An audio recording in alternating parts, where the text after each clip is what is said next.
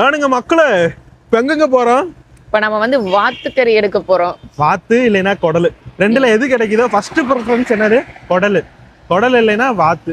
Okay, எனக்கு குடல் நல்ல கிரேவி செஞ்சு இட்லி வச்சு சாப்பிடணும்னு ஆசையா இருக்கு. சொல்லும் போதே எனக்கு இங்க அப்படியே தண்ணி ஊத்துது. சரி போய் பார்ப்போம்.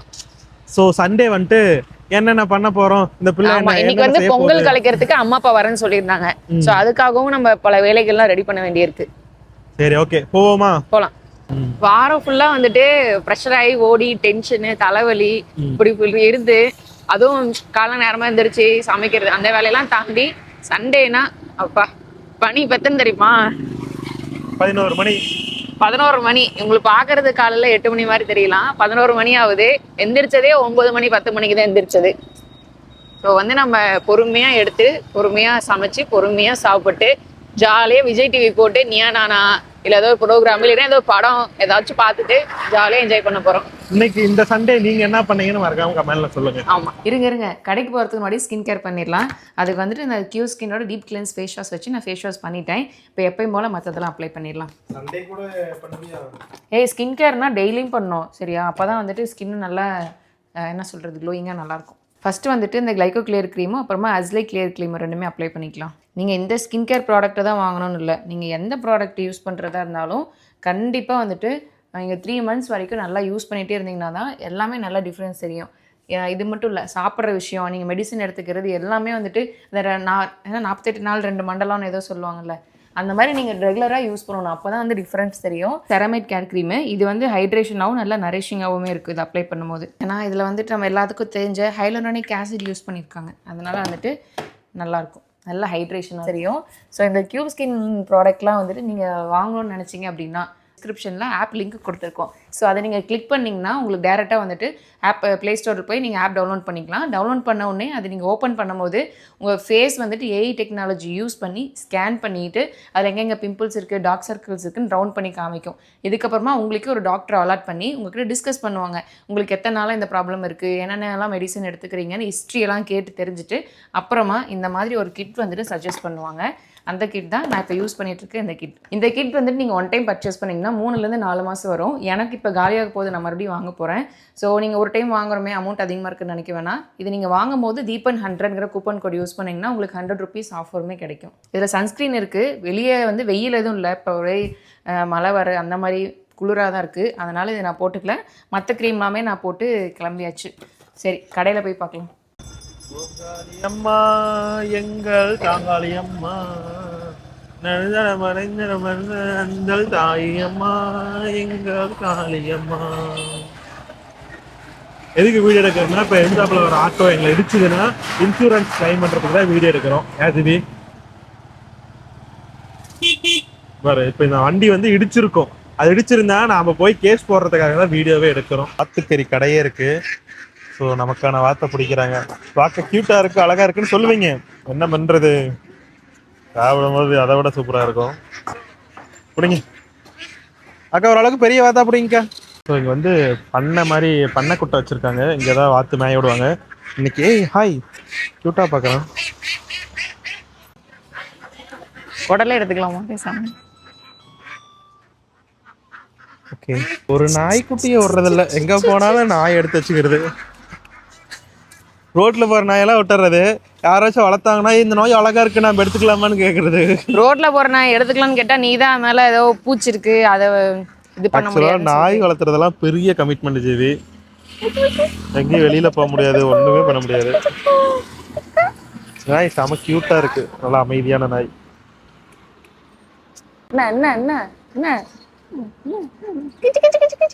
வாத்தை வந்து நல்லா சுட்டுட்டு இருக்காங்க. ஸோ அதெல்லாம் க்ளீன் பண்ணிட்டு இருக்காங்க. ஸோ வந்தோம், நல்லா ஃப்ரெஷ்ஷான வாத்து நம்ம கண்ணு முன்னாடியே பிடிச்சி அறுத்து சுத்தம் பண்ணி கொடுத்துட்டாங்க. போய் இப்போ சமைக்கிறது தான். அருமையா சமைக்கணும் சரியா? வாத்தெல்லாம் கியூட்டா இருக்கு. வாத்து வேணும் கேட்டதே நீதான். இப்போ வந்து கியூட்டா இருக்காமா. ஸோ இங்க கரெக்டா இந்த வாத்து கடை எங்க இருக்குன்னு பார்த்தோம்னா, பள்ளிப்பாளையம் டு திருச்செங்கோடு போற ரோட்ல வந்து அலமேடுன்னு ஒரு ஸ்டாப் இருக்கு, பஸ் ஸ்டாப் அலமேட்லயே இருக்கு. இங்க வந்து ஒரு வாத்து இடையெல்லாம் கிடையாது. ஒரு வாத்து வந்து 300 ரூபா. அதை வந்து சுத்தம் பண்ணியே நம்ம கொடுத்துருவாங்க. இதுவே நம்ம ஒரு வாத்து வந்து கிரேவியா வேணும்னா 400 ரூபா ஜிபி. அப்படியா? அவங்களே சமைச்சு கொடுத்துருவாங்க நமக்கு எந்த மாதிரி வேணுமோ அந்த மாதிரி. நம்மளே அந்த அக்கா சொன்னாங்க, என்ன சொன்னாங்கன்னா கறியை கழுவ கூடாதான், ரத்தத்தோட சமைச்சாதான் டேஸ்ட் நல்லா இருக்குமாமா. நம்ம கழுவிக்கலாம். ஓடி எக்ஸ்பர்ட் சொன்னா கேட்கணும். இந்த வாத்துக்கடை பேர் என்னன்னு பார்த்தோம்னா பிரபாகரன் வாத்துக்கடை. ஃபோன் நம்பர் எல்லாமே இருக்கு. ஸோ வேணும், வாத்துக்கறி, வாத்து முட்டை, இட்லி, வாத்து உருள் எல்லாமே கிடைக்கும். டெய்லியுமே இருக்கும் ஆக்சுவலா. இப்போ வந்து வாத்து வாங்கியாச்சு, அடுத்து கோழி முட்டை 10 முட்டைங்க இந்த வாரத்துல அப்பப்ப தேவைப்படும். வாங்கலாமா? என்ன அந்த எண்ணெய் டப்பா எவ்வளோங்கண்ணா? இப்போ வீட்டில் வந்து தக்காளியே இல்லை. தக்காளி வாங்க. தக்காளி எவ்வளோ? எவ்வளோ? 25-30. எது நல்லா இருக்கா எடு. காலையில 11 மணிக்கு கிளம்பணும். இப்போ டைம் என்னன்னு தெரியுமா? டைம் 12 மணி. 1 மணி நேரமா சுத்திக்கிட்டே இருக்கும். ஆமா, 5 கிலோ தக்காளி வாங்கியிருக்கிறோம். தக்காளி வந்து எங்க வீட்டுக்கு 2 கிலோ, இவங்க வீட்டுக்கு 1 கிலோ, எங்களுக்கு 2 கிலோ அப்படின்னு மொத்தம் 5 கிலோ எழுதிட்டோம். 25 ரூபா. ஏன்னா இவ்வளவு நாள் 60 ரூபா 70 ரூபாய்க்கு வித்தோன்னே. ஆமா, எங்க அம்மாலாம் அங்க மல்லிகை கடையில வந்துட்டு 45 ரூபா 50 ரூபான்னு போட்டு வாங்கிட்டு இருக்காங்க கிலோ. ஸோ 25ன்னு சொன்னோடனே எல்லாருமே வாங்கிட்டோம். ஆமா, நெல்லிக்காவும் வாங்கியாச்சு. டெய்லி ஜூஸ் போட்டு குடிக்கலான்னு ஒரு எடுத்திருக்கோம். பாப்போம். சண்டே ஆனாலே பிரேக்ஃபாஸ்டே கிடையாது, டைரக்டா லஞ்ச் தான். சரி, போய் இப்போ மாவுக்கு இட்லி சுட்டு வாத்துக்கறி குழம்பு கிரேவி வச்சிடலாம். சமைக்கலாமா? நான் மைக்கிங் இது போட்டா ஆஸ்பத்திரி மட்டும் கொண்டு வாத்து கழுவிடலாம். ஆமா, வாத்து கழுவிடலாம், உள்ள கழுவிடலாம். இங்கே கழுவிடலாம்ல, நல்லா தண்ணி ஃபாஸ்டா வரும். ஓகே, கழுவி டிச்சில் ஊற்றிடலாம். இங்கே செடியில் ஊற்ற வேணாம். செடியில் ஊற்றினா சத்து. இப்போலாம் அந்த அக்கா வந்து கறி ரத்தத்தோட சமைங்க, அப்போ டேஸ்ட்டாக இருக்கும் அப்படின்னாங்க. வாயை அப்படி வைக்காதே, கதை தர. ஆனால் எத்தனை பேர் நீங்கள் வந்து ரத்தத்தோட சமைப்பீங்க, ரத்தம் இல்லாமல் என்ன சமைப்பீங்கன்னு வாத்து ஃபஸ்ட்டு எத்தனை பேர் சமைப்பீங்கன்னு சொல்லுங்க, அப்புறமா. ஆனால் வாத்து ஒருக்கா நீங்கள் சாப்பிட்டீங்கன்னு வச்சுக்கோங்களேன், உண்மையாலும் சொல்கிறேன், நாட்டுக்கோழி எடுக்கவே மாட்டீங்க. நாட்டுக்கோழி மாதிரி அப்படியே இருக்கும், எந்த டிஃபரன்ஸ் இருக்காது. வெறும் எலும்பெலும்பா தான் இருக்கும். நான் வந்து எங்க வீட்டுல எல்லாம் செஞ்சது இல்ல, அம்மா வீட்டுல. இங்க போய் 2 டைம் எங்க வீட்டுல சாப்பிட்டேன். அதுக்கப்புறம் இருந்து சரி அது டேஸ்ட் நல்லா இருக்கு, இட்லிக்கு சூப்பரா இருக்கு அப்படின்னு சொல்லிட்டு எடுத்துட்டு வந்தாச்சு. ஆனா எனக்கு வாத்து கொல்றதுக்கு மனசே இல்ல. அது வந்து எல்லாம் ததக்கா புதக்கா நாடிக்கிட்டு மூக்கு வச்சுட்டு அழகா போகுது இல்ல. இந்த பூமியில ஒரு உயிர் வருதுன்னா அந்த உயிர் கடைசியில மரணத்துலதான் போய் முடியும். அது நீ மரணிக்க. ஒவ்வொருத்தருக்கு இயற்கை மரணமா இருக்கும், ஒவ்வொருத்தருக்கு செயற்கை மரணமா இருக்கும். வாத்துக்கெல்லாம் செயற்கை மரணம். நீ எதுக்கு அதை கொடுக்குற? சரி, இனிமேல் கறி தின்னா அவ்வளவுதான். கறி சாப்பிடுவேன். ஒரு 2 செடி வாங்கிட்டு வந்தியே, அது என்ன செடி? அதை நட்டு வைக்கல, காஞ்சு போயிருக்கு. அது அப்புறமா நட்டுக்கலாம். நடுறதுக்குன்னு ஒரு காலம் வரும், அப்ப நட்டுக்கலாம். இங்க பாருங்க, என்ன இவ்வளவு ரெட்டா இருக்குனால ஃப்ரெஷ்ஷா கொடுத்துருக்காங்க. ரத்தத்தோட சமைக்கணும் அப்படின்னு சொல்லி எனக்கு கழுவுறதுக்கு மனசே இல்லை. சீரியஸா கழுவுறதுக்கு மனசே இல்லை. எனக்குலாம் கழுவி தான் போடணும், எனக்கு என்ன ஆனாலும் சரி. காலையில 6 மணி மாதிரி தரையெல்லாம் சிலுன்னு இருக்குது. சொல்லுவாங்கல்ல, ஏதோ தை மாசம் வந்துச்சுன்னா தரையும் குளிரும். அந்த மாதிரிலாம் ஒண்ணு நான் கேள்விப்பட்டதே இல்லையே. தை மாசத்துல தரையெல்லாம் குளிருமாமா? போடு, விட்ட போடு, என்னென்ன போட முடியுமோ எல்லாத்தையும் போடு. இதுல என்ன விட்டு இருக்கு சொல்லி கேள்விப்பட்டிருக்கேன். அந்த மாதிரி தரை தான் ஜில்லுன்னு இருக்க டைல்ஸுங்கிறதுனால. மணி வந்து 12:30 ஆயிடுச்சு, ஆனா வெளியே ஏதோ 6 மணி மாதிரி இருக்கு. ஓகே, ஸோ இப்போ சமையலுக்கு வந்து நான் இஞ்சி பூண்டுக்கு ரெடி பண்ணுறேன். ஜீவி வந்து வெங்காயம் ஒழிச்சிட்டு இருக்கேன். ஆமாம், அது இல்லாமல் வந்துட்டு முருங்கைக்கீரை வாங்கினது வந்து அப்படியே இருந்துச்சு. சரின்னு இதெல்லாம் எடுத்து சுத்தம் பண்ணி அப்படியே ஓப்பனாக வச்சுருக்கேன். இது ட்ரை ஆன உடனே நம்ம பொடி பண்ணி வச்சு சாப்பிட்டுக்கலாம். டெய்லி சாப்பாடு சாப்பிட்றதுக்கு என்ன குழம்பு சாப்பிட்டாலும் சரி, இதை வந்து இந்த பொடி போட்டு ஒரு 2 வாய் 2 உருண்டை சாப்பாடு உள்ள தள்ளிட்டு அப்புறமா நம்ம நார்மல் சாப்பாடு என்ன செஞ்சுருக்கோமோ அதை சாப்பிட்டுக்கலாம். ஓகே, அப்படியாச்சும் முருங்கைக்கீரை சேர்த்துக்கலாம். ஃபாரின்லாம் வந்து முருங்கைக்கீரை, அப்புறம் என்னது முருங்கைப்பூன்னு எல்லாமே எக்ஸ்போர்ட் பண்ணிட்டு இருக்காங்க. தமிழ்நாட்டுல இருந்து மேக்ஸிமம் தமிழ்நாட்டுல இருந்து எக்ஸ்போர்ட் பண்றாங்க எல்லாருமே. அங்க வந்து நீ ஏர்போர்ட் போய் அதெல்லாம் செக் பண்ணிட்டு வந்தியா? விஜிலன்ஸ்ல ஒர்க் பண்றியா? பதில் பேசு. விஜிலன்ஸ்ல ஒர்க் பண்றியா? எக்ஸ்போர்ட் ஆவறதா நீ தான் போய் அங்க ஒர்க் பண்ணாதா தெரிஞ்சுக்கணுமா என்ன? அப்புறம் அவங்க தெரிஞ்சு யாராச்சும் ஃபாரின்ல இருக்காங்களா? ஓவரால் நமக்கு தெரியும்ல, எல்லாரும் எவ்வளவு பேர் சொல்றாங்கல்ல, விவசாயம் பண்றவங்க எல்லாரும். எனக்கு தெரியாது, டிவில பார்த்தா தெரியும். டிவி எந்த சேனல்ல பார்க்கணும்? நிறைய சேனல்ல சொல்றாங்க. ஏதோ 2 சேனல் சொல்லு. இன்டர்வியூல சொல்றாங்க. எந்த இன்டர்வியூ? யார் சொன்னது? எடுத்து காமிக்கிறேன். இந்த வீடியோ இப்போ நான் டக்குன்னு சொல்ல முடியாது, இப்படி கேள்வி கேட்டுட்டே இருந்தா. அதுக்காக நான் டைம் கொடுத்து சொன்னாதான் எடுத்து காமிக்க முடியும். நீங்க வந்து என்னவோ ஒன்று மொத்தத்தில் வந்து இது வந்து நல்லது, இந்த பையன் சாப்பிட்றானா இல்லையா அதெல்லாம் நீங்கள் கண்டுக்காதீங்க. நீங்கள் வந்து முருங்கைக்கீரை கிடச்சிச்சுன்னா, நீங்கள் அடிக்கடி கிடைக்கலைனாலும் பரவாயில்ல, ஒரே டைமாக கிடச்சிச்சுன்னா இந்த மாதிரி காய வச்சு பொடி பண்ணி வச்சுக்கோங்க. யூடியூப்ல நிறைய பேர் இதை வந்து பொடி செய்கிறது வீடியோ போட்டிருப்பாங்க. நான் செய்யும் போதுமே வீடியோ போடுறேன், பார்த்து செஞ்சு வச்சு டெய்லியும் சாப்பிடுங்க. 1 hour later. இப்போ குளிச்சுட்டு வந்தாச்சு, டக்குன்னு வந்துட்டு இந்த வாத்துக்கறி கிரேவி வச்சிடலாம். இட்லிக்கும் சூப்பராக இருக்கும், சாப்பாடுக்கு நல்லா இருக்கும், அதோட இட்லிக்கு இன்னும் டேஸ்ட்டாக இருக்கும். இப்போ நம்ம வாத்துக்கறி செய்யறதுக்கு முதல்ல வந்துட்டு இங்கே என்னென்ன தேவைன்னு பார்த்துடலாம். ஸோ சின்ன வெங்காயம் நான் வந்துட்டு எப்படி ஒரு 1/4 கிலோ வருமா, 1/4 கிலோ சின்ன வெங்காயம், அப்புறமா கருவேப்பிலை, 2 பெரிய தக்காளி கட் பண்ணி வச்சுருக்கேன். இதை ஃபஸ்ட்டு தாளிச்சிக்கலாம். நான் நல்லெண்ணெய் ஊற்றி செய்ய போகிறேன், ஏன்னா வாத்துக்கறி ரொம்ப சூடு, அதனால் நல்லெண்ணெய் ஊற்றிக்கலாம். வந்து கடுகு சேர்த்துக்கலாம். இது வந்து செக்கில் ஆட்ட நல்லெண்ணெய், அதனால் நல்லா வந்துட்டு இந்த மாதிரி நுர வரும். நார்மல் எண்ணெயில் வந்துட்டு அந்த அளவுக்கு நுர வராது, ஆனால் செக்கில் ஆட்டுனதுல வந்து நல்லா நிறைய நுர வரும் அப்படின்னு சொல்லி உன்னை கடைக்கார ஏமாத்திருக்காங்க. அவங்கள ஏமாத்தல, நான் வாங்கி நான் செஞ்சதுலேருந்து சொல்கிறேன். யாராவது அந்த எக்ஸ்பீரியன்ஸ் இருந்துச்சா கமெண்ட்டில் சொல்லுங்கள், நான் சொல்கிறது அவங்களுக்கு தான் புரியும். இப்போ கருவேப்பிலை சேர்த்துக்கலாம். ஓடி போயிடலாம். அடுத்து வெங்காயம். வெங்காயம் நல்லா வணங்கிடுச்சு. இப்போ வந்து இஞ்சி பூண்டு பேஸ்ட்டு சேர்த்துக்கலாம். இஞ்சி பூண்டு பேஸ்ட்டில் பூண்டு தான் அதிகமாக இருக்கணும், அதுக்கு அந்த மாதிரி சேர்த்துக்கலாம். இந்த கறிக்கு கொஞ்சம் இஞ்சி பூண்டு பேஸ்ட் கொஞ்சம் நிறையா போட்டிங்கன்னா. ஆமாம், வாத்தோட கவிச்சம் வந்துட்டு தாங்க முடியாது, அதனால இஞ்சி பூண்டு பேஸ்ட்டு கொஞ்சம் மசாலாலாம் சேர்த்தி போட்டால் தான் அந்த ஸ்மெல்லு நமக்கு டேக்கிள் பண்ணி கொடுக்கும். இஞ்சி பூண்டு பேஸ்ட்டோட அந்த பச்சை வாசம் போயிடுச்சு. தக்காளி சேர்த்து நல்லா வணக்கிக்கும். நிறைய பேர் இந்த இது வந்துட்டு சாப்பிங் போர்டுன்னு நினச்சிக்கிறாங்க. நான் வந்து இங்கே மரத்தில் உட்டில் தான் இருக்குது, இதில் கட் பண்ணி தான் இதில் வச்சுக்குவேன். ஆனால் இதில் தான் நான் கட் பண்ணுறேன்னு நினச்சிட்டு பிளாஸ்டிக் யூஸ் பண்ணாதீங்கன்னு சொல்லிட்டே இருக்கீங்க. நான் கட் பண்ணி இங்கே தக்காளி, இங்கே வந்துட்டு வெங்காயம், இங்கே ஏதோ காயின்னு இப்படி வரிசையாக வச்சுக்குவேன். அதான் எனக்கு கொஞ்சம் ஈஸியாக இருக்கும் இப்படி தள்ளுறதுக்கு. இப்போ தக்காளி வணங்குறது நான் உப்பு சேர்த்துக்கிறேன். இப்போ வந்து தக்காளி நல்லா வணங்கிடுச்சு. வாத்து சேர்த்துக்கலாம். வாத்துல வந்து தண்ணி இருக்கும் கீழே, தண்ணி இல்லாமல் இப்படி மேலே எடுத்து போட்டுக்கலாம். நல்லா கரும் வாத்து, கலரே செமையாக இருக்குது. செம்மையாக இருக்கா? ஆமாம், வெள்ளை கலரில் தானே வாத்து. வெள்ளை கலரில் இருந்தால் டேஸ்ட்டே இருக்காது அர்த்தம். இந்த மாதிரி இதுதான் நாட்டு வாத்து. அநியாயத்தை கேளுங்க. இந்த வாத்து வந்துட்டு கறி வாங்க போனோம் இல்லையா, அங்கே வந்து வெள்ளை கலர் வாத்து ஒரு பக்கம் தண்ணியில் போயிட்டு இருந்துச்சு. அது வந்து அவங்க அழகுக்கு வளர்த்துறாங்க. அதை போய் வந்துட்டு அந்த அந்த வெள்ளை வாத்து எவ்வளோன்னு சொல்லி கேட்குறாங்க. இதே அந்த மாதிரி இருக்கிற வாத்துமே சாப்பிட்ற வாத்து தான் உண்மையாலுமே.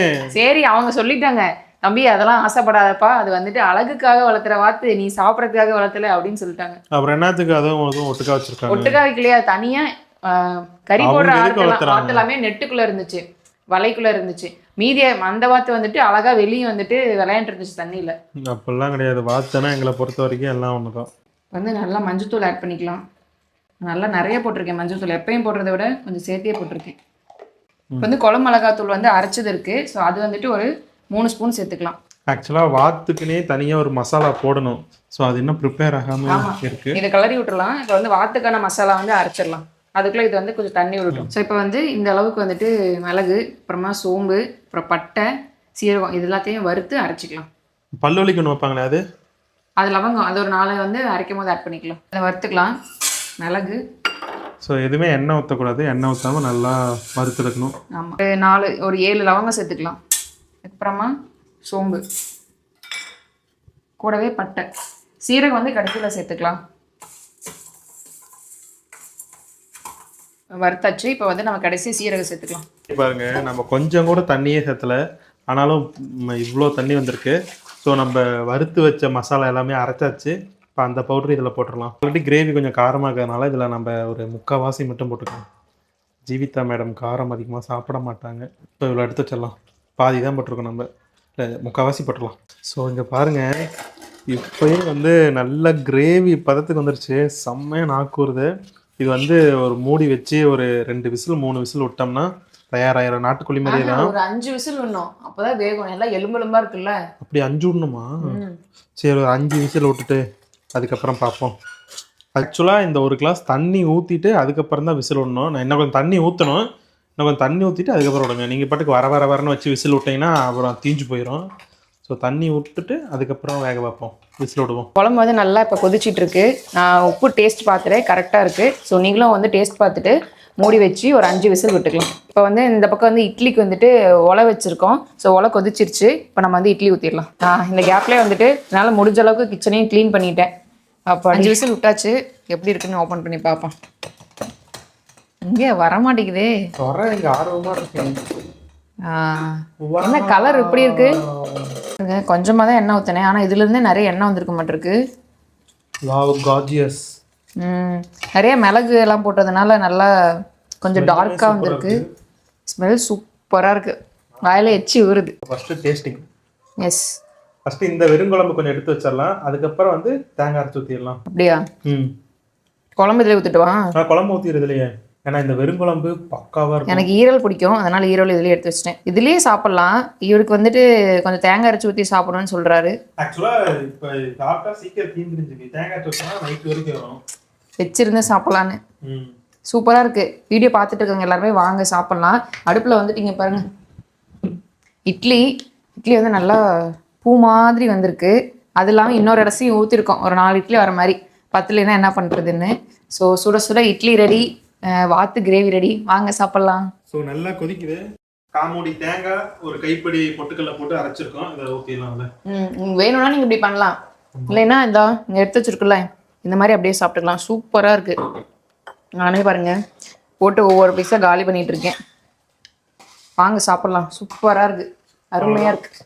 இது ஒரு கொதி விட்டு எடுத்தோம்னா, என்னை மட்டும் வந்துட்டு ஒரு நிறைய பேத்துக்கு சமைக்க சொன்னாங்க வச்சுக்கோவேன், எனக்கு எப்பவுமே தடுமாற்றமாக இருக்கும். இவ்வளோ பேத்துக்கு சமைக்கிறோம், எவ்வளோ உப்பு போடணும், காரம் போடணுன்னு. ஆனால் வாத்துக்கறி சமைக்க சொன்னாங்கன்னு வச்சுக்கோங்க, ஒரு பெரிய குக்கர் இருந்தால் மட்டும் போதும். எனக்கு எல்லாத்தையும் அரைச்சி போட்டு ஈஸியாக செஞ்சு முடிச்சிருவேன். ஏன்னா அதில் எந்த ஒரு பயமுமே கிடையாது. எனக்கு சாப்பிட்டுட்டு இருக்கிறோம். வேற லெவல். ஒன்றும் நாட்டுக்கோழிலாம் தோத்து போயிருந்து.